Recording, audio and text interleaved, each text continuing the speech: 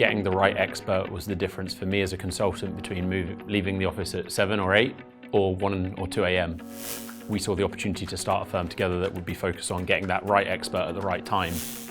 No matter how much resources Microsoft and OpenAI throw at training these models, the bit that they cannot get are the things that are behind some sort of closed walls, right? The only place in the world where it exists is usually in the context of an expert network conversation. Generative AI and being able to summarize and consolidate information with these technologies means that we can aggregate, synthesize, summarize insights from a pool of 1 million experts in a way that we couldn't before. I think that's a good lesson for entrepreneurship, is that it's better to start than to worry about all of the details. Like building the perfect solution. I'm joined today by Fred Corkett, co-founder and managing director of Dialectica, which is a leading expert network provider for private equity markets. Fred is also a personal friend and has been an advisor to ListAlpha during our early development phases. Welcome to the studio. Thanks, Ihar. Good to be here. No, not at all. Could you tell us about Dialectica and the kind of services that you provide, particularly tailored to private equity and private markets? So we started off as a pure play expert calls provider, and we started off back in 2015. The proposition that we saw was this white space of kind of hard to find experts, and we decided to focus on that because before I had been a consultant and was doing all of these niche diligence projects on industrials businesses, and my job at the consulting firm I was in was often to find and source the experts, and we were doing due diligence projects on triple offset butterfly valves with API 610 really niche stuff. Regulation, super niche. Yeah. And we would have to find those sources of intelligence ourselves. And getting the right expert was the difference for me as a consultant between leaving the office at 7 or 8 or 1 or 2 a.m. Like a big difference, right? Yeah. If you get the right information, Yeah. you can deliver a project that's completely differentiated to your client. So the value of getting the right insight from the right source was something that resonated. And when George contacted me, he recruited me as an expert. We saw the opportunity to start a firm together that would be focused on getting that right expert at the right time, and deliver access that other solutions couldn't provide. Right. So we were always kind of focused on that core expert calls product, and then in the last 3 years, we've expanded out into a suite of different types of insight solutions for the private markets. And we work both with consulting firms and with private equity, but also the debt providers, so the whole ecosystem of participants. Got it, okay. A little bit about the founding story. Could you share the story of Dialectica? How did you start the business? What were really the kind of the origins behind the company? So George had contacted me, and originally I was going to be an advisor, so like an expert to George. To him, to build the company. And then over a series of kind of coffees and meetings, we discussed the nature of the opportunity, and I think George recognized that one of the challenges was the operational aspects, and I had some knowledge and experience in that, and equally George had a very clear vision for what the business wanted to achieve and what he saw as the opportunity. And we ultimately decided over a coffee in Cafe Nero below my old office that we were committed to trying this and going after the opportunity together. And that was 3 months after meeting each other. So it does take some time to kind of go through the motions of like, can I trust this person? Are they going to be a good partner? Do I really want to spend the next couple of years together, basically? Yeah, we decided to start the business together and get started. And it is like a marriage when you're starting a business with a co-founder, and there's obviously more risk if you don't know the person, but there's also maybe certain aspects that are easier because you don't have baggage from kind of friendship or previous relationship, or worse, even a family member. So you're able to be a bit more independent in the co-founder relationship. I guess maybe going back a little bit to the market and kind of the business basics. When I was a Bain consultant, I worked with probably 3 or 4 of these expert network providers, so like AlphaSize, GLG, Third, etc. And I can probably say that it was at the time, it was very difficult to know how they differentiate from each other. How would you describe the various types of expert networks that exist, and how does Dialectica differentiate itself from the rest of the market? Yeah. So I think you can probably think about the landscape through kind of global providers that have the scale to service the biggest enterprise accounts. So that's where the major consulting firms would fit in, and they have their own custom requirements and their own processes that, as a global provider, you adapt to and you work with.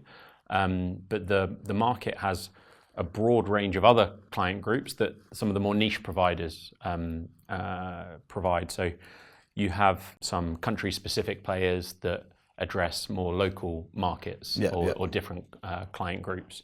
So you can segment the market according to kind of enterprise size and then by geography. We haven't seen any emergence of industry-specific networks other than really in life sciences, where there's a different dynamic and a lot of specialized research.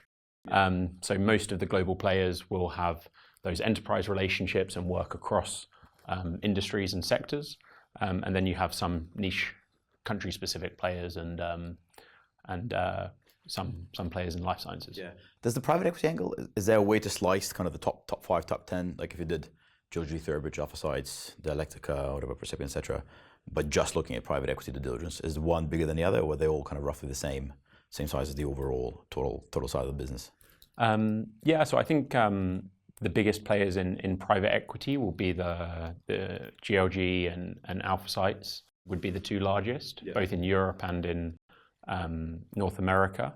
I think that with some of the new kind of firms that have entered the market, they've struggled to penetrate into private equity because there's generally a preference to work with only one or two providers. Oh, so quite like a small roster, basically. Yeah, so in a consulting firm, because you're looking to do something like 40 interviews in 2 weeks, you have this requirement to work with maybe 3, 4, 5 on an individual case to fulfill the full scope. Whereas if you look at a private equity firm, and it's much more important to have a trusted partner through the process. It's like one provider or two providers. One provider or two providers that can support you end to end. And that's one of the differences in the market. And that's also why building out those relationships in private equity and providing an amazing service is what kind of unlocks the market, but it takes time to build that trust and build those relationships. Okay, got it. So basically it's the big ones, but then there's some specialty within regions and industries. On the topic of best expert network practices, at what stage of the investment process is it best to engage with an expert network or Dialectica? Like, what is the best practice for using these tools in due diligence, particularly in early stage in private equity? Because you would have worked with like hundreds of clients, right? Kind of, what do you think is like the best playbook in this space? So I think the historic approach has been triaging deals. So when a new deal comes in, private equity firms are doing 2, 3, 4 calls with executives from that market. And that might be a former CEO, that might be a former sales director from the target or competitors. And that's been one of the main ways that private equity firms have triaged their deal flow. Yeah. And it's been kind of a default place to go. I think like anything, like every market, private equity gets more competitive. And what that means is people are consuming insights, consuming research, looking to build relationships earlier and earlier. And I think that a manual approach to doing that work is not as scalable as is such that it's probably not achievable.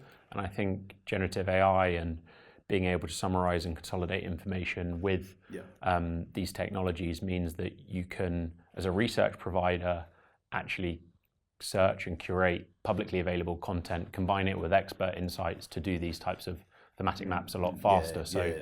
I think the reduction in content cost probably opens up opportunities to provide new types of solutions to participants in the private markets, as all of that information that historically you would have had to hire a huge team to kind of codify and structure data from public websites. Yeah. You can now use generative AI to do that at 1% or less of the cost, and then combine that with other sources of intelligence and insight. Got it. Again, kind of thinking about like the buyer audience, right? If I'm an investor at a private equity fund, what does good look like in this context? Like, what is a really good expert network engagement that I can do to say that, you know, I really did this due diligence in an excellent way? Yeah, so I think every asset is different. Every investment thesis is different. Every hypothesis. So the most important consideration is you need different sources of insight every time, and you need a custom approach. And expert networks like ourselves are professional services firms and technology firms. Yep. And right. the professional services aspect means that working with your partner at the expert network firm and talking about the hypotheses, talking about the questions that you're looking to get answered, you're able to help the expert network professional better understand who can be the right types of people to give angles. Right. And you might give a direction that there's a new competitor who's a threat to the business plan, and you need a former CEO from that business. Yeah. And that is a great source of intelligence. But maybe the biggest customer who's at risk of lapsing, who also is now evaluating that new competitor, is the right source of information. So you will only get that service if you engage with the expert network firm in a creative way, in a partnership. And the best outcomes for the client in terms of insights is when there is that relationship with the research partner that is close, interactive, iterative through the life cycle, because every other day you're going to have a new question about develop the IC paper, etc. Right? Yeah. So I guess that scoping call in the beginning, right? There used to be like this kind of kickoff call where you basically call a network and you say, hey, this is what the target is, these are what competitors are. That probably is very important, right? Because you're kind of sharing all of your risks and DD areas, kind of vocalizing them to the counterparty, but also enabling them to just be much better at what the kind of the angles that they look for. It's super important, and that can be a larger call at the start, but then you want to have an iterative process as you go, providing updates, providing new angles that you want to be investigated, so that you can work on. You can ensure that the right experts are being engaged throughout that life cycle, and it will change as things develop. So is it fair to say then, like, I guess like the best practice in the space then is to treat the expert network partner as like a kind of a consulting partner, right? Who's like almost part of the team or an extension of the team, and try to overshare information with them and have frequent check-ins, right? Not just hey, do this work for me, kind of send me the Excel spreadsheet with a list of targets and kind of that's it, right? Like try to be more forthcoming with insights. You know, most of the private equity activity that goes on is B2B markets, and you're often looking to interview customers. Finding the right buying center, finding the right purchase decision maker in B2B customers is a long and difficult search endeavor. And the more information you can share about applications, use cases, customer logos, the research professional at the expert network firm will be able to understand those needs, better screen the individuals, and get you the right people. So there's a big knowledge sharing aspect to how you engage through the project. Okay, got it. Yeah, probably realizing I could have been a better associate myself as we talking through this. Scaling from 0 to 1, like there's literally books written about this stuff. It's extremely hard. Could you tell us about how you actually went from a concept to an actual first paying customer? So the first client came through a former colleague who had gone to move on to another consulting firm. Somebody that you knew? Or? Yeah, somebody that I knew through my previous consulting job. And we'd been out for lunch before I'd started the business, and let them know what I was up to, and that we were hoping that they would give us a shot. And I think within 2 weeks of us launching the business, we got a project. It was on agricultural events. Okay, you remember that that first project? Still remember the first project. And in those days, it was acceptable to not have a platform, and it was acceptable to present the experts with an email. everything was manual. There was no There's no technology at that time or a thing that you had to behind the solution. And I think get into. and I think that's a good lesson for entrepreneurship, is that it's better to start than to worry about all of the details. Like building the perfect solution, just the act of doing is actually more important. So work backwards and think, what's the minimum product that I need to be able to start going to market? Starting with an email, starting with a newsletter, starting with a PDF, you can start businesses with that if you have the right knowledge of the customer needs. You don't need a technology platform necessarily. So it was agricultural events, and one of my colleagues, George, not my co-founder George, my colleague George found that expert, and we now have a meeting room named after this expert. Well, as the person who was it was only the cornerstone of the business. I didn't know this. That's really cool. So that was the first project, right? And then how did you scale over time? Like, how fast did it go? Yeah, so it was quite steady to begin with, really. So we started the business June 2015, and then by the end of that year, we had our Christmas party with just 8 colleagues. Okay. So that's in what, like 6 months, basically? Yeah, so 6 months we got to about 8 people, about 100K of revenue, and then things really started to grow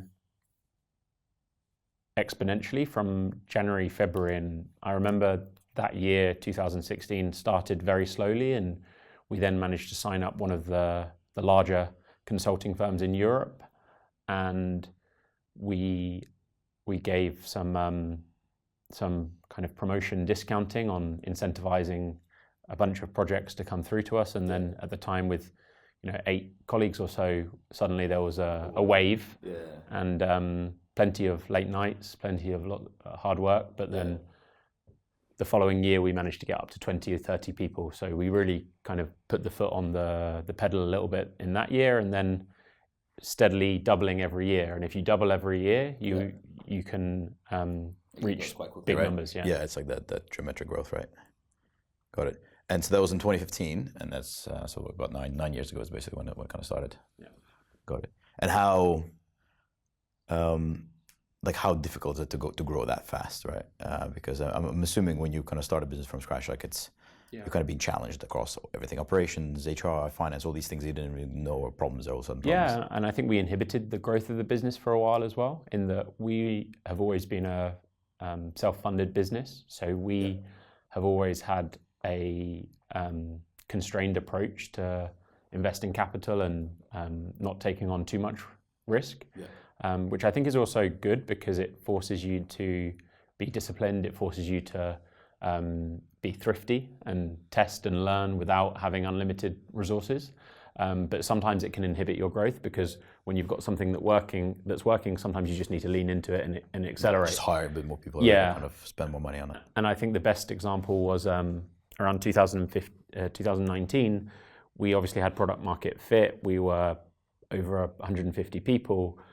And at that point, we were only a pure play European expert calls player. And we were always interested in internationalization and also new products, but we kind of lacked that confidence to accelerate. And at that point, we decided to bring on board a chairperson who had experience scaling and internationalizing professional services firm.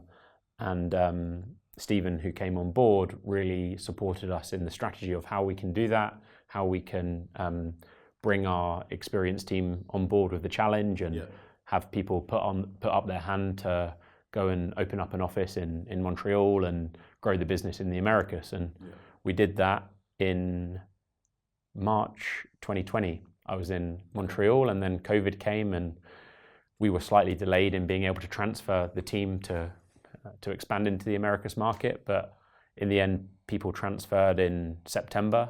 Now in the Americas, we have a team more than 400 people. So, yeah.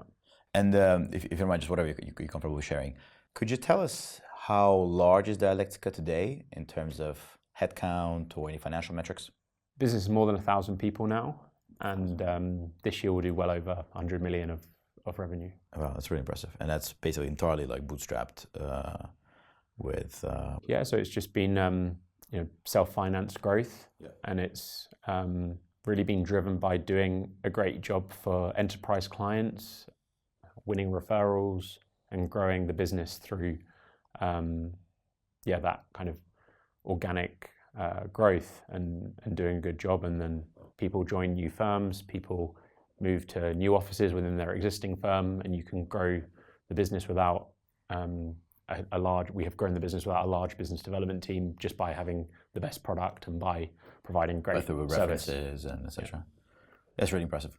So getting to like 100 million top line is in 8-9 years is extremely impressive, right? I think pretty much any VC fund in Europe would probably be extremely satisfied with this kind of an outcome, right? Like Sequoia, Atomic, etc. And you did it kind of. I mean, I personally think we bootstrap ListAlpha as well, and I think that building a business self-funded is basically playing the game kind of in hard mode, right? That's like you kind of there's easy, medium, and then there's like advanced, right? So it's really impressive. In that context, do you ever wish that you raised money? And what do you think is the kind of the value of whatever venture capital, mid cap, growth investors? Like, is that something that's an option? Is that something that's necessary, or is it just something that you kind of considered but was just never attractive enough in terms of the kind of the value add that they provide?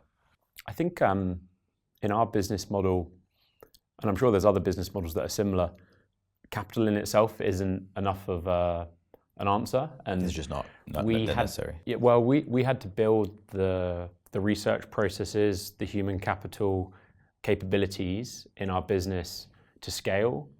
If we'd raised money, we wouldn't have been able to scale any faster, because in our business model, you need to grow people, you need to train those people, you need those people to then coach others.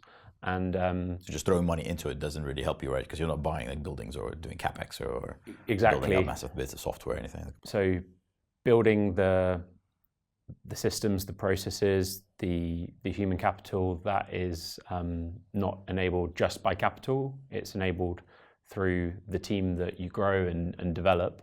So I think for us, it was a good choice to kind of bootstrap and grow more steadily.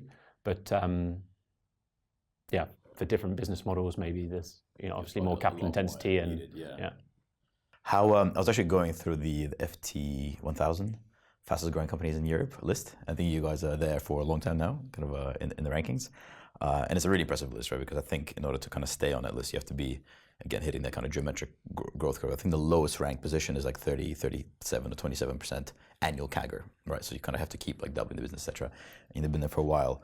As you scale, as you get bigger, do you get any kind of pressure from your like younger self to continue basically continue staying in that list as like, because you talk about 25% on 100, that's plus 25 million, right? And then it becomes plus 50 million following. Yeah, like it really is a lot, right? And I think as you grow the business, the scale of the ambition grows as well. And you have to start thinking every year 3x, every year 4x. And when can you get to 3x, 4x bigger? Maybe it's 3 years, maybe it's 4 years down the line. Right. So this year doesn't really matter. This year's already been defined by the work that you did last year or 2 years ago. In the works already, it's right? Yeah. Gonna, and there's a plus 10% or minus 10% based on how the year will go. But what's in your control is what you can achieve 3 years, 4 years down the line. And I think that long-term orientation is important to win in this business model, because that's how you make the decisions to launch new products, to invest in new geographies, because you need those longer-term engines of growth to be able to grow at 30% CAGR 3 years from now, 4 years from now. Okay, so it's more about like longer term, kind of 3-year planning, 5-year planning. That's your kind of horizon that you have to focus on, right? Not just year-on-year CAGR. Can I ask you a personal question? In this entrepreneurial journey, what was the hardest single day of scaling and growing what is now a very successful business? I think we're a business that has technology, but fundamentally are a human capital driven business. Yeah. And the most challenging period of the business was absolutely when we were at a scale where every kind of resignation of talent would be a real hit to the kind of team morale, the culture, and the ability to scale. And I think when we were growing the business 2018, we were on a great acceleration and a great trajectory from a growth perspective, but we hadn't worked out all of the ways of scaling the people side of the business. And we had a period then where we would lose some of our best talent. Fortunately, some of them have come back and rejoined the company since then, which is good. But certainly I think that period when we were losing amazing talent because we were focusing too much on just growing the client relationships and not enabling the kind of the people side of the their business. Progression, I guess, like, because they also want to grow and do kind of more senior jobs, right? So I think that was probably the biggest challenge. Not one day, there was multiple challenging days. Months of pain, right? Rather than days of pain. And I think the first years of the business, it's like you get punched in the face 9 days out of 10 and one amazing day. Really? It gets that bad? Like that kind of a ratio? I think you probably experienced that now. Yeah, very much so. I'm hoping that it was easier or it gets easier. It gets easier over time, yeah. Okay. Kind of scared. And on a similar topic, what was the best day? What was the most exciting day of so far? Every day you build something new. I think as an entrepreneur, every time you make something happen that you didn't expect or you solve a big problem, there's new problems to solve every day. And I think, entrepreneurs get that satisfaction from building, and you can have a lot of fun every time you solve exciting problems as building a business. So too many good days as well as too many bad days. So, but hopefully the 1 to 9 ratio has slowly been improving. 2 to 8, 3 to 7. But I think it's ups and downs of entrepreneurship, right? Yeah, I can definitely relate to that. Could you tell us a little bit about some of the newer products that you're working on, that you're developing from an R&D point of view? What are the big next 2 or 3 growth vectors for Dialectica? So we built the business through this proposition in hard to find experts for the expert calls, and that is enabling all of our product expansion because we think that that is the core of the differentiation and that is the most important proposition to impact client decision making, is getting the right insight at the right time through access to the right experts. So all of the products are driven by that. I think one of the most exciting is our B2B surveys and insights proposition.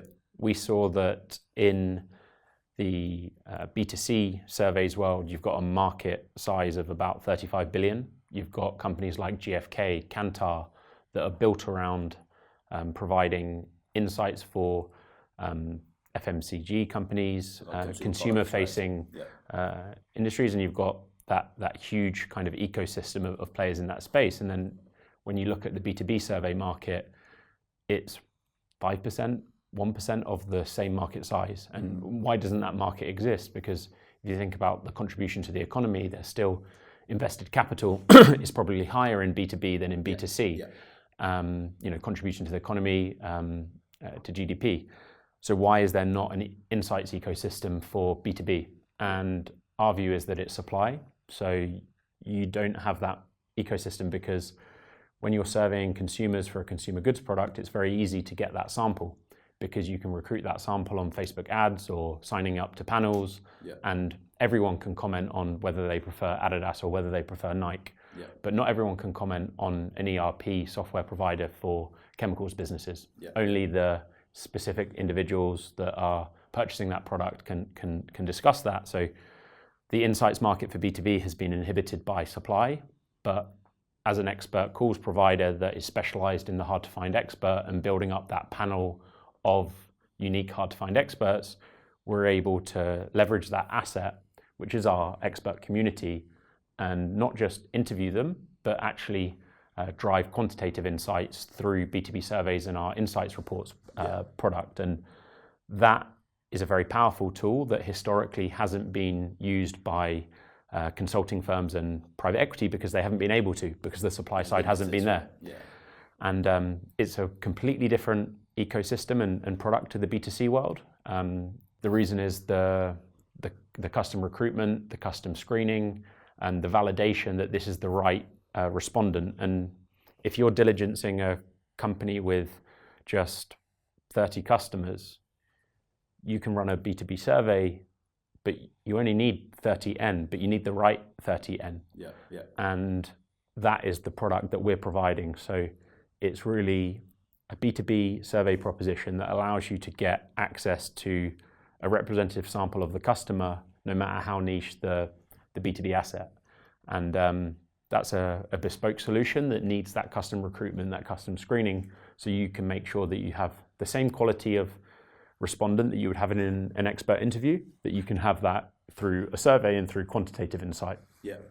And as you say that, it just always strikes me that how incredibly valuable that stuff is, right? Because in private equity, obviously, this whole market is kind of pioneered by PE, right? Because of the urgent need to make a decision, and because there's a lot of capital on the line between a good and a bad investment decision. But even if as a founder, an entrepreneur, if I could get some sort of a survey product that could tell me what like the 20 CTOs that I'm selling to think about me and think about the market or what's on top of their mind, I mean, it's extremely valuable, right? Because it just opens up my channel, and it allows me to do product and strategy in a much more data-driven way.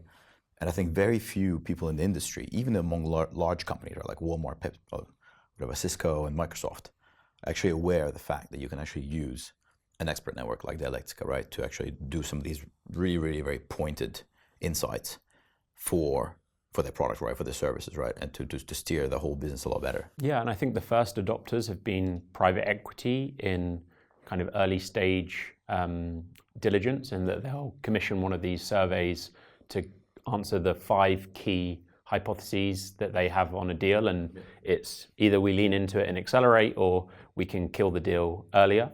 So that's been the kind of first adoption, but then we see many of our private equity clients even then use it for portfolio companies, for tracking NPS, right, so and having that adoption. And make your whole portfolio investments better as a result, that kind of thing. Yeah, and a number of our private equity clients on the kind of deal flow side have actually started using that as a standard part of their process in order to kind of proceed to the next stage gate. So they're kind of adopting it as a standard tool for them to efficiently get customer insight earlier in the process. Yeah, okay.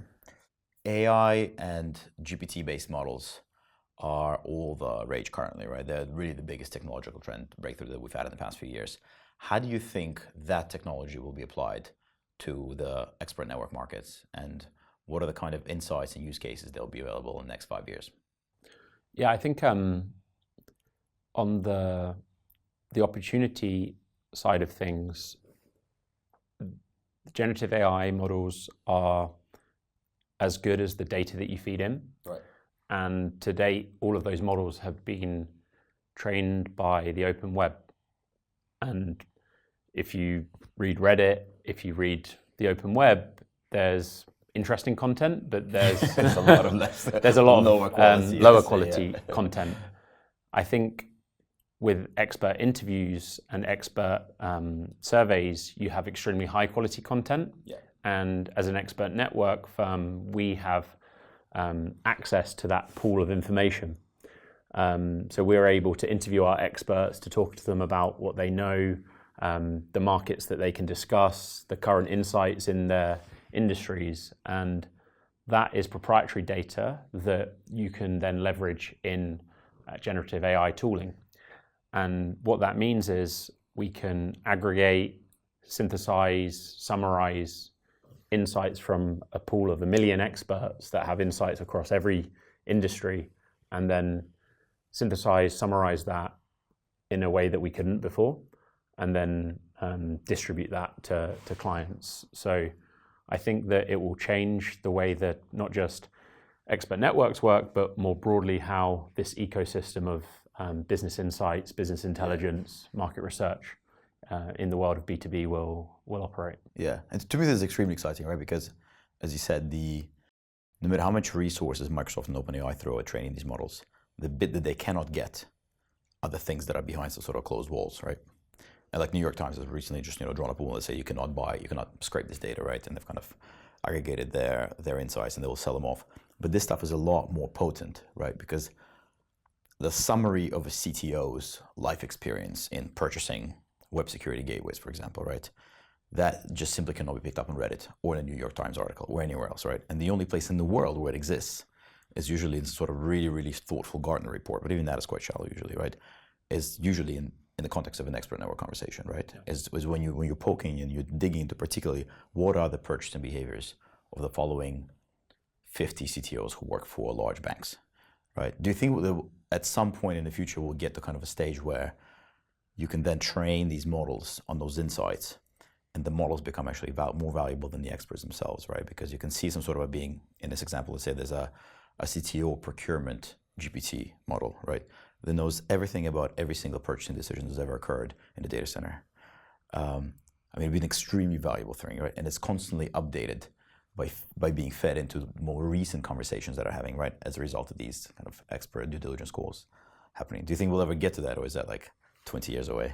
I think the value of expert networks is that, or speaking to many market participants, is that gaining an edge is not about one person having a point of view. It's about speaking to 10, 20, 30 different participants that each have an opinion on a business model, on a market, on an industry, on an angle, on an opportunity. Yeah. And then the value and the alpha comes from mosaic of piecing those things together, trying to kind of see what the pattern synthesizing and seeing what the pattern is.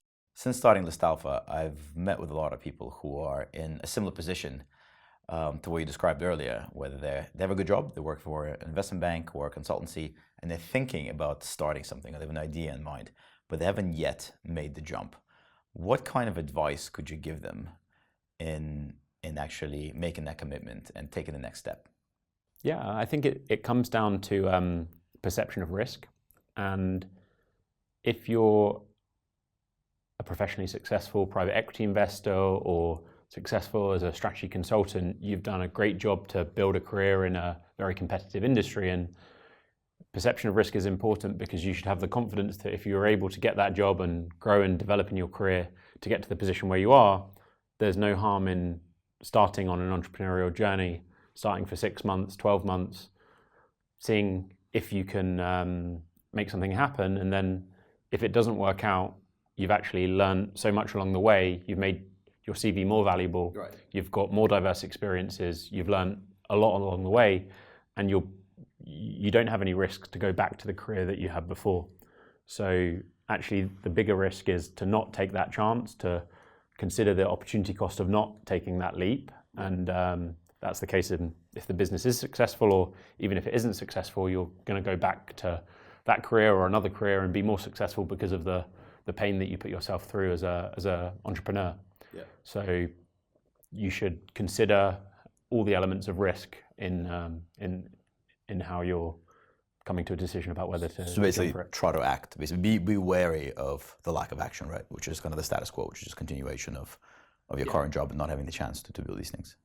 Absolutely, and I think the bigger risk might be to stay in the same organization for 20 years and then have the regret of not taking the leap. Yeah, that's very much how I felt. But what are the qualities that you think make a really successful entrepreneur or founder? Like, what are the traits that you need to have in order to be successful? Yeah, I think for any founder, it's about seeing the opportunity within setbacks, within problems, and being resilient. So you can't take a no for a no. Find a way to turn a no into a maybe, or a no into a yes. Yeah. And that is the case with prospect clients. That's the case with employees who might not want to join you yet, but maybe they'll be interested in joining you on the journey in 6 months. Yeah. So you can always turn a no into a maybe, or a maybe into a yes. Is that like another word for basically just relentless kind of optimism and kind of just excitement to being punched in the face every day, 9 out of 10 times? Yeah, you can. You don't have to be, super optimistic and positive all the time, as long as you stick at it and keep on trying. Something's going to stick. Yeah. And I think in the end you'll find a solution. Yeah. I've definitely felt that the same way as well when I started the stuff. I think it's just being excited to just wake up and do something in the space, kind of like over a course of 365 days a year, compounds massively, right? Even if you have horrendous setbacks, just by kind of continue, all of a sudden things that you thought were really, really difficult just kind of crack open and just opportunities, clients that said, oh, absolutely no, kind of just come back around 6 months later and they say, oh, now that we've kind of thought about it, yeah, absolutely. And you thought these things were so hard. And that capability compounds over time, and then you can just solve those things very fast next time. Yeah. Can I ask one last question that I thought would be really interesting to cover? In the context of this question, the previous question around kind of resiliency and what makes a good founder versus not, how hard do you think is it to actually predict who would be a good founder? Right? Like if, let's say we had in the room, you just met 10 people who in the context of the, before were all working in great banks, consultancies, et cetera, and all thinking that we're going to just quit this year. Do you think after having interviewed them for 10 minutes each, you'd be able to predict who will be the most successful? Or is success in this space just a combination, just a bunch of random factors? I think you could probably predict who isn't going to be successful, and that would be more straightforward, because I think there are certain characteristics that a founder has to have, but then every founder that's successful is lucky. And we were in the right time, in the right market, and had so much luck, but many other people can be just as effective, just as good co-founders, but have bad luck. So I think it's probably possible to predict who might not be well suited to being an entrepreneur, but then for the other people, maybe it's just still just luck and trying. And I guess it just brings back the earlier point of just keep trying, keep fighting through it, right? Because if you're a bit unlucky here, the more you try, the luckier you might fail in your first business, and then the second time might be the right timing, the right market, the right technology, the right co-founder. Yeah, got it. Now we've talked about your kind of core markets, but particularly when applied to private equity, could you tell us a little bit about what's your current state of that business and what are your expansion plans? So we've really built a great European private equity business in the last 4 years, working with most of the leading large cap and the growth investors in the region. And we won that business through that core proposition of the hard to find expert. We're now expanding that with these adjacent products like the B2B surveys and the insights reports, which is getting great adoption. And we're then expanding the proposition into the US market and using some of those existing relationships that we got through European PE clients, and then expanding even more with US headquartered funds as well. And there are some differences in the kind of way that processes and research take place. So we have to adapt our ways of working a little bit, but those same products that are enabling people to do research earlier, get deal advisors on board, run B2B surveys and insights reports very early stage in the process. We're seeing that adoption both in the US, just like we saw in Europe. Talking about the different products that you offer, we talked about surveys and some of the primary kind of core offering. I think you mentioned that you also do some deal advisory work, right? Could you tell us a bit more about that proposition? Yeah, so I think this one's really come from client need. So we're great at finding experts for our clients to interview, to survey, but we had many cases where clients actually asked to engage with those experts on a longer term advisory basis to actually become part of the deal team on an asset. So it's generally with our buyout investors when they're looking at a new target. They might take on board either like a former board member from the target or somebody who's from a competitor who's at that next level of scale, who's now independent and available, or more broadly a kind of senior executive from the industry who's got a bunch of experience that's relevant, who can onboard with our client, help them with diligence, give an outside opinion on the business plan and the value creation theses, even attend kind of management presentations with the private equity fund. So it's been a product that's been requested by our clients, and we never really had the operational model to service it properly in the past, but now we're expanding a team that is just dedicated to this and using that deal advisor to help get conviction on the opportunity. And that's kind of a deal-driven deal advisory mandate. Other clients do use deal advisors or these industry advisors for deal sourcing and to get access to specific networks in subsectors of interest. So there is a origination angle to the proposition as well, but the bread and butter use case is kind of on the deal. Okay. And in that case, are they exclusive to me? So if I work for a PE fund, can I basically take them off market? Because I think a lot of the value, particularly in large cap, I used to be involved in some of these battles when I was an associate, is to actually remove the experts from the market, right? Because you're in some ways kind of decreasing the chances of success for like the other 4 or 5 funds that are going to be bidding on this asset. It's super common for a client to work with that advisor exclusively, and to have them just as part of their deal team and bring them inside the tent. The kind of the tent, and you sign them up for like X period of months, right? I'm assuming it's like a 4 months assignment, and they're yours for that time. And then if it doesn't transact, then they can kind of go and work for somebody else. But if it transacts, they can go be a chairman or a board member, etc. Yeah, and that's a great proposition for executives that might have operated successful at-scale businesses in the market. It's a great proposition for senior executives to work in a different way. It's not necessarily full-time, but a lot of the senior executives in our community enjoy engaging with private equity clients and are actually always interested in exploring even exploratory opportunities around that proposition. So it's a big value proposition to the experts in our network that are of the right seniority to engage with private equity firms in those opportunities. I think it makes sense for them, right? Because the expert call is actually the beginning of that. And a lot of times the reason why you're participating in expert call is because you really love the industry. You know a lot about it, but you kind of want to still be involved, right? And you want to see what the trends are. And I think it's just a great continuation of like what was before that maybe a senior executive job for one of the competitors, but then to actually be more of a kind of a pan-industry advisor who's involved with the PE funds. It's definitely something that I aspire to in the future. Yeah, and we see these, titans of certain industries getting mandates with multiple private equity firms based on multiple different markets that they have experience and knowledge with, and start to build out a portfolio of kind of non-exec roles and advisory roles. So it's a great proposition, an opportunity for those experts. Yeah. Well, Fred, thank you so much for coming today. I really enjoyed the conversation, and I really enjoyed following Dialectica, going from success to success, and I look forward to doing this in the future again.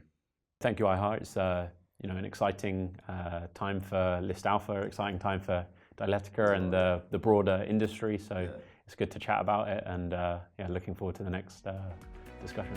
Thank you.